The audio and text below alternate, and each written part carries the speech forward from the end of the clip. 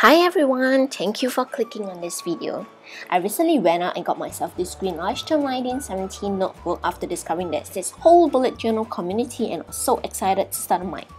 Since we are in November, I will dedicate this journal for 2018, so this is the full year calendar. Then I have the standard tick mark legend page with just 8 keys because I want to keep it simple. This next page is a bookshelf I saw on Pinterest and I like it very much, so I've included that in my journal. Next is my favorite page on the journal. I love the brush strokes underneath the title, and I love how there are just different shades of blues and greens from the watercoloring. Then I have my wish list, which is pretty blank because I want to think it through before penning it down proper, so I'll do that nearer to the end of the year. What I have next is something I haven't seen anywhere. I like to have an overview of the next 10 years of my life, just to make sure that my savings plan or whatever are in line with my life plan. So this next page is on gentle reminders, which is basically the resolutions that I want for 2018. But the same thing, I will do it nearer to the year end in preparation for the next new year. So for 2017, I like to keep it simple and I want to do the geometric design. So that's what I've done. I'm currently in London for an extended vacation, so one page overview of the entire month is sufficient because I don't have as much plans as I do back in Singapore. You see that I have also continued the geometric sign by the sides. Next, I also did up a habit trackers. I just wanted to track 3 simple exercises and water because I'm not too sure if I can commit to recording all of them. I will try out and see how it goes. This is a quote I recently saw, so I wrote it down here. And next page is my mood tracker, which I love very much, especially before I put in the dates and the colors. Unfortunately, for one area, I shaded it 2 layers with the Crayola supertips and it turned out too dark, so I tried to water it down and it led to bleeding on the next page. So the next 2 pages are just some notes for me for the right, as well as some Crayola color swatches. I also wanted to do a gratitude log, which I've forgotten to do it previously, so now I'm adding it in.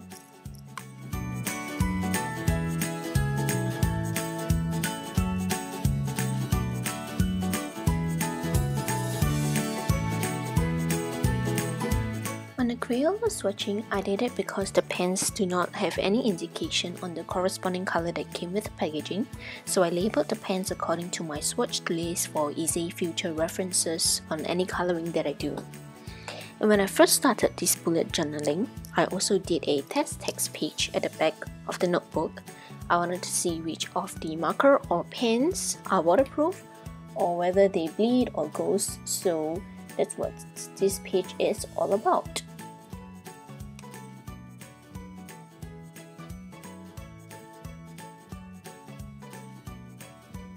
When I first did the waterproof test, I'm not sure whether it was because I didn't let it dry, so today I'm doing it again with both the adding marker as well as the Tombow Dew brush tip. So this time round, I'll let it dry for a while longer, so in the meantime we'll proceed with the watercolor with Crayola tips. So first, what we need is a Crayola marker pen, a glass of water, and a brush.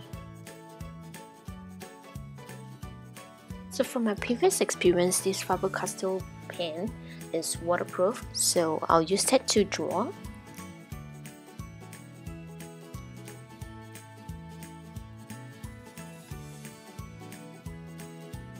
First, we will need a tear-off palette, which I have forgotten to include earlier. You can get it from any art store. Then you swatch a little of the colors that you need, water it down with some water, and you can start your moon painting.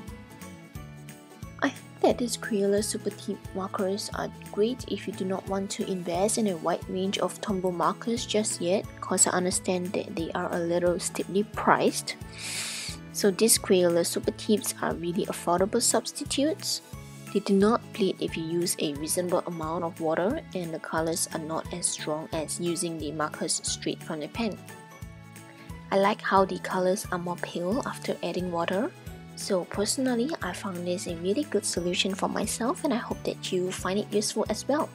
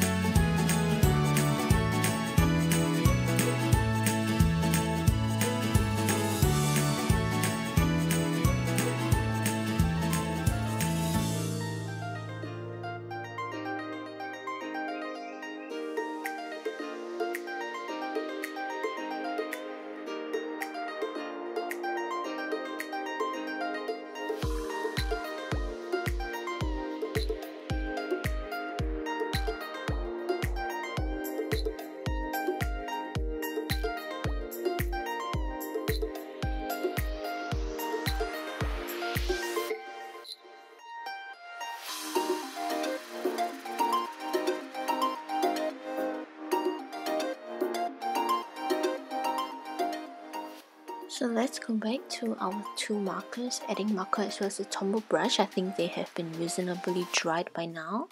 And you can see after adding water they do smudge. So I think that these pens are really indeed not waterproof. So for myself, I don't really like to use them because I want to use watercolor in my bullet journals. So these two pens are not suitable for me. But if it works for you, then go ahead. On the other hand, the Faber-Castell pens really do not smudge underwater, so I really recommend that to anyone who needs to do watercolor painting or any sort of water, or if you're afraid that water will damage your bullet journals.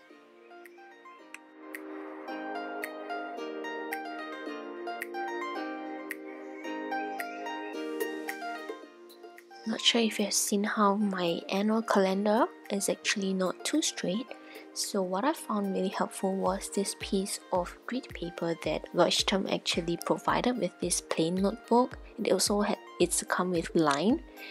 So I put it at the back so that I can see the shadow from it. And that's how I get the lines without, the guidance lines without drawing on the paper itself and then only having to erase after that.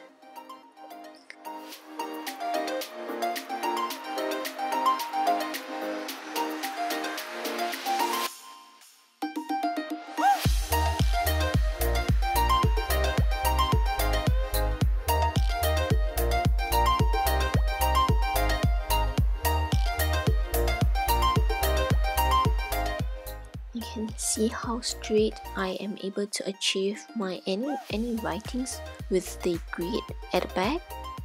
So I think that this is really helpful for anyone who is a little more anal than anyone else out there.